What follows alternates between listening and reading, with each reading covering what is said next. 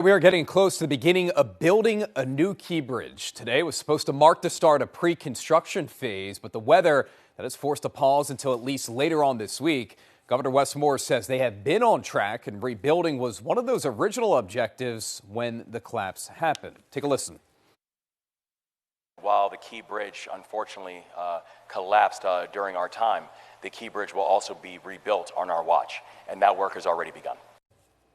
Our Dennis Flair breaks down more of that timeline and what to expect with this rebuild.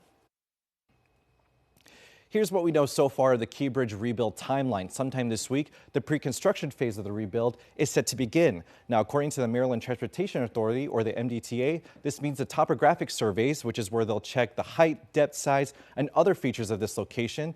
This phase also includes underwater surveys and soil sampling. Now, the MDTA says this is all part of the data collection for the design process. Next part we know for sure, by the spring of this year, the demolition phase. Now, this is where they're going to be clearing out the remaining structures of the old bridge. Actual construction is set for a number of years, with a new bridge slated by the fall of 2028. Now, how much is this bridge going to cost? Well, that's going to be nearly $2 billion. And how are we getting this money?